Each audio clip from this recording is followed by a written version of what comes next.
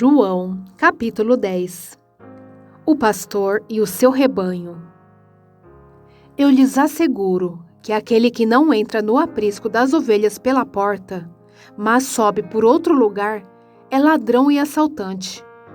Aquele que entra pela porta é o pastor das ovelhas.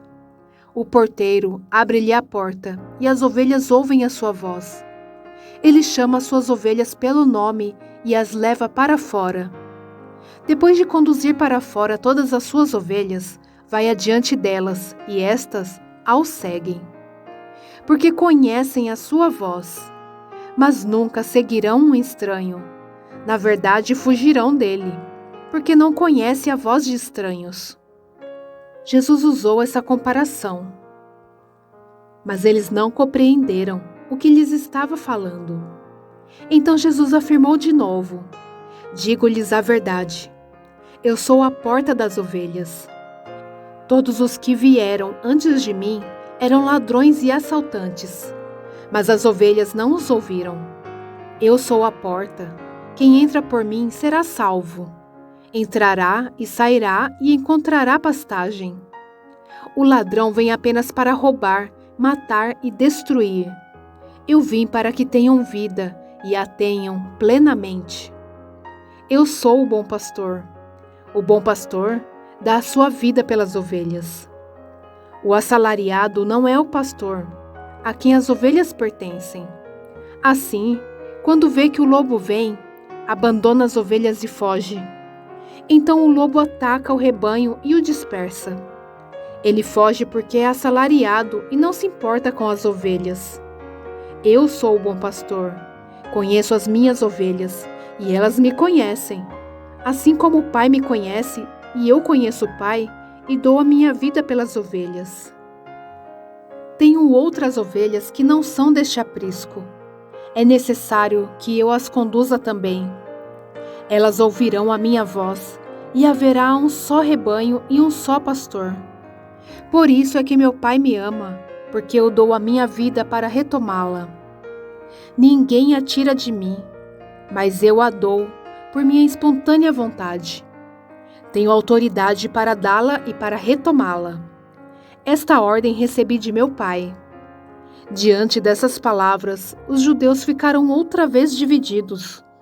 Muitos deles diziam: ele está endemoniado e enlouqueceu. Por que ouvi-lo?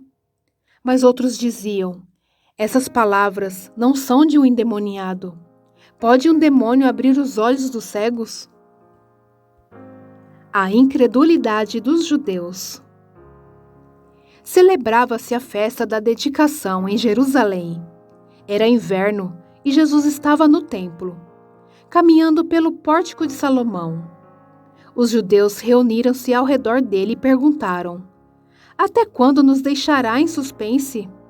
Se é você o Cristo, diga-nos abertamente. Jesus respondeu: eu já lhes disse, mas vocês não creem. As obras que eu realizo em nome do meu Pai falam por mim. Mas vocês não creem, porque não são minhas ovelhas. As minhas ovelhas ouvem a minha voz. Eu as conheço e elas me seguem. Eu lhes dou a vida eterna e elas jamais perecerão. Ninguém as poderá arrancar da minha mão. Meu Pai que as deu para mim é maior do que todos. Ninguém as pode arrancar da mão de meu Pai. Eu e o Pai somos um. Novamente, os judeus pegaram pedras para apedrejá-lo. Mas Jesus lhes disse: eu lhes mostrei muitas boas obras da parte do Pai. Por qual delas vocês querem me apedrejar? Responderam os judeus: não vamos apedrejá-lo por nenhuma boa obra, mas pela blasfêmia, porque você é um simples homem e se apresenta como Deus. Jesus lhes disse: não está escrito na lei de vocês? Eu disse: vocês são deuses? Se ele chamou deuses aqueles a quem veio a palavra de Deus, e a Escritura não pode ser anulada, que dizer a respeito daquele a quem o Pai santificou e enviou ao mundo? Então por que vocês me acusam de blasfêmia porque eu disse: sou filho de Deus? Se eu não realizo as obras do meu Pai, não creiam em mim.